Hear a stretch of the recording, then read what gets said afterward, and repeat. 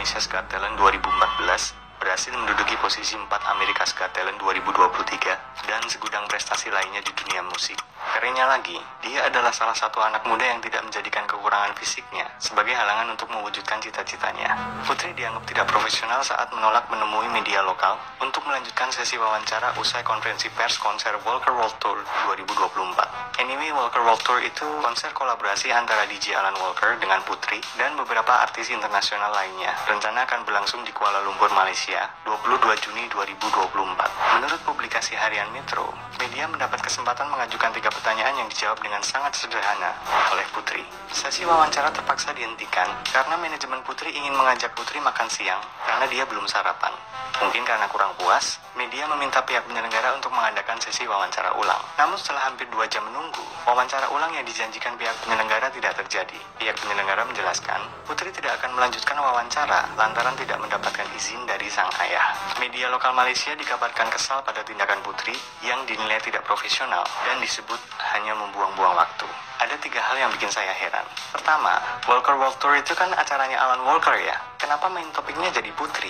Kedua, media kesal pada tindakan Putri. Tunggu, bukannya yang menjanjikan wawancara itu pihak penyelenggaranya? Putri kan bertindak karena izin dari ayahnya. Dan apapun alasan ayahnya adalah hak privasi narasumber yang secara profesional pers dituntut untuk menghormati. Ini tertuang dalam kode etik jurnalistik pasal 2 dan pasal 9.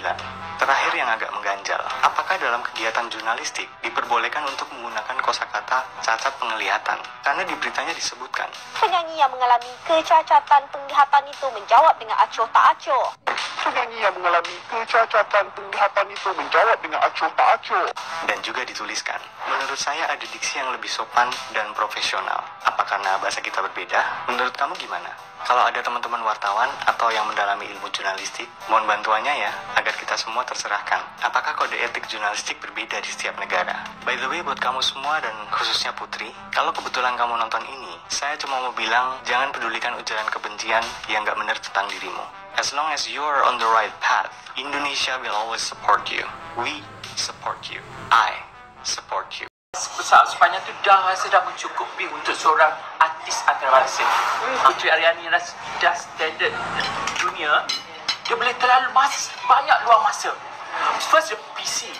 Okey, masa PC tu dia dah banyak luang masa, wartawan tanya soalan.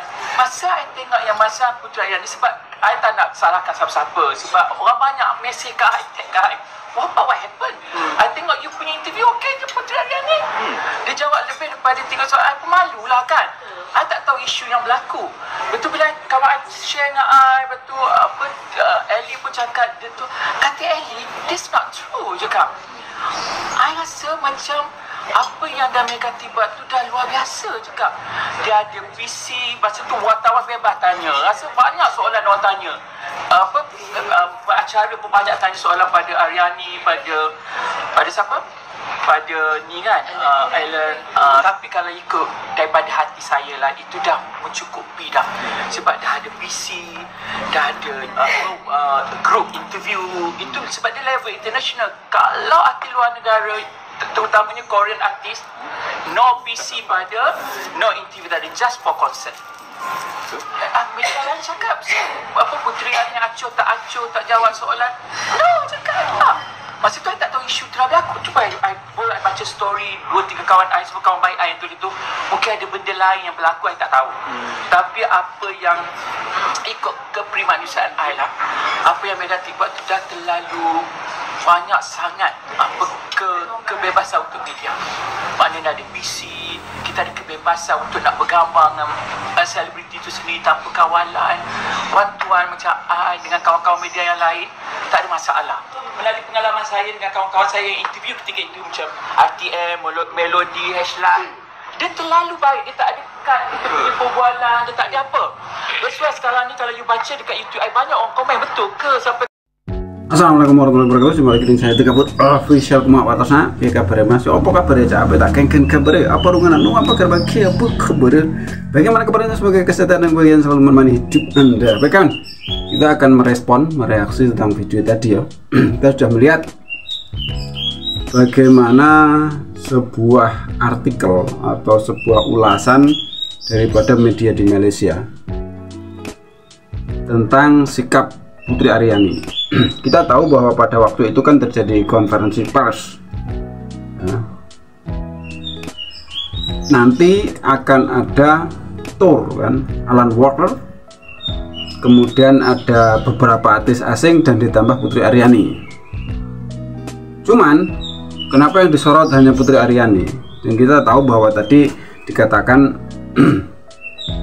kalimat atau kata-kata yang diucapkan atau yang disampaikan oleh media Malaysia ini, yang katanya Putri Aryani tidak profesional.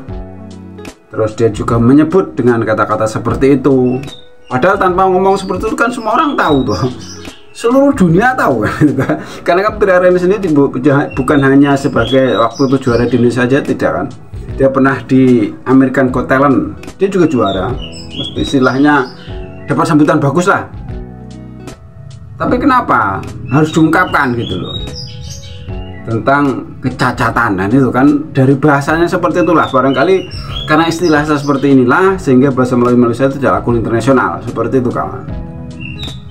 Begitu juga dengan penjelasan setelah dijelaskan TikToker Indonesia tadi ya, Abang Indonesia menjelaskan bagaimana sebuah ilmu jurnalis ya. Apakah di Malaysia itu seperti itu tuh biasa? Kalau di Indonesia jelas tidak seperti itu cara pengungkapannya, karena kan pada waktu itu mereka itu mengulas dengan membaca ya, dengan baca, bukan reaksi seperti kami YouTuber ya, biasanya mereaksi sesuatu tanpa adanya skrip, tanpa adanya ditulis dulu. Itu kan pembacaan seperti ditulis dulu, jadi kayak semacam berita gitu loh, tapi dengan kalimat seperti itu menurut kami tidak bagus, dan itu barangkali salah satu yang membuat bahasa Melayu Malaysia itu tidak laku di dunia internasional, seperti itu kawan. Beda dengan bahasa Indonesia kan, seperti itu.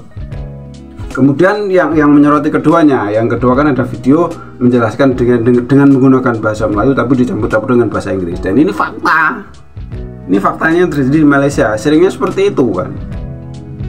Sebenarnya itu. Jadi tidak punya ciri khas tersendiri, tidak punya kekuatan tersendiri sebagaimana bahasa Melayu yang sebenarnya kan begitu. Mereka dicampur-campur dengan bahasa Inggris. Tidak ada seorang Malaysia itu, entah siapapun, entah itu politikus, entah itu orang biasa yang ngomong dengan menggunakan bahasa Melayu murni, tidak ada. Pasti dicampur dengan bahasa Inggris. Itu hampir semua bisa dikatakan seperti itu dalam wawancara apapun, kecuali kalau dia baca ya. Kalau dia baca ada tulisan dibaca barangkali bisa, tapi kalau tanpa ada pembacaan dan dia ngomong saja itu rata-rata emang dia dicampur dengan bahasa Inggris. Itu sudah hal biasa. Jadi hal yang sangat wajar kalau memangnya bahasa Melayu Malaysia itu tidak laku di dunia internasional, karena toh dicampur bahasa Inggris. Kalau bahasa Indonesia biasa beda. Kenapa disebut beda? Karena bahasa Indonesia biasanya kalau ada istilah-istilah asing itu sudah dirubah ke bentuk bahasa Indonesianya. Kalau bahasa Inggris press conference gitu, Indonesia paling konferensi press kan begitu, udah berubah. Seperti itu. Jadi kayak reaction kan gitu kan, orang-orang Malaysia biasanya reaction, kalau Indonesia reaksi. Kita mereaksi video seseorang kan seperti itu. Jadi bahasa Indonesia itu sudah mempunyai ciri khas tersendiri, sedangkan bahasa Melayu Malaysia tidak ada. Makanya tidak laku di dunia internasional. Oke, cukup sekian reaksi dari The Gabut Official. Ada salah-salah kata mohon maaf, ada yang baik ambil sebagai pelajaran, yang jelek buang saja. The Gabut Official. Wassalamualaikum warahmatullahi wabarakatuh.